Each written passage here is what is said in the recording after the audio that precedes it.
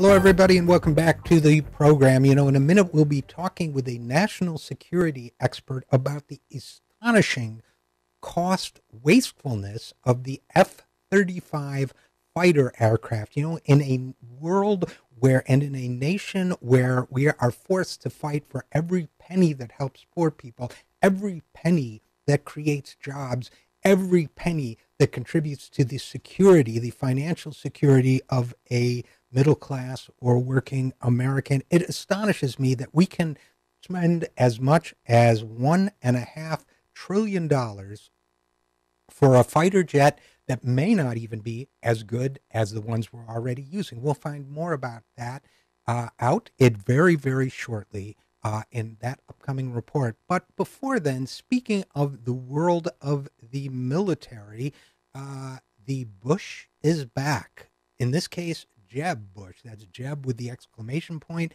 If you've seen his logo, funny, the name Bush does not appear anywhere on Jeb Bush's logo. I wonder who did the market research to figure that out. Jeb Bush today, or rather on Tuesday, gave what was billed as a major foreign policy address. And you judge for yourself how major it was.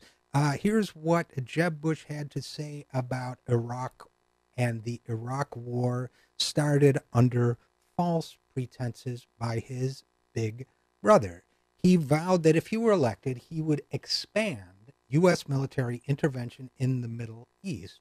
Why? Because he got the facts completely wrong. He claimed that the rise of ISIS and its takeover of big chunks of Iraq and Syria was a direct consequence of what he called the fatal error of Obama's decision to withdraw U.S. forces from that country in 2011 after an 8-year military occupation.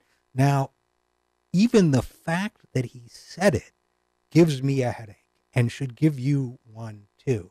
Now, we'll explain why in a second. Jeb Bush said that the withdrawal wasted what he called the, quote, success, brilliant, heroic, and costly, unquote, of the 2007 troop surge.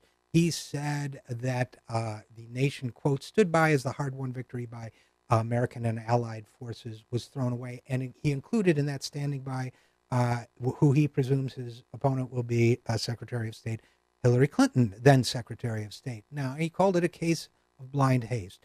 Here is what Jeb Bush got wrong, because getting wrong is what the Bushes do best. Okay, here's what Jeb Bush got wrong about that. Number one, and perhaps most importantly, we withdrew from Iraq because the Iraqi government insisted upon it. We did not get an okay to stay. Look, I had this complaint about Democrats when they were all saying that Obama got us out of Iraq. Iraq wanted us out. They required us to leave, and so we left. Otherwise, I believe this president may well have kept more forces in play. More to the point, the president who agreed to take ground troops out of Iraq was named George W. Bush. That's right. It was George Bush who agreed with the Iraqi government that our ground troops would leave Iraq. It was not Barack Obama. This is the guy who wants to lead our nation into battle once again.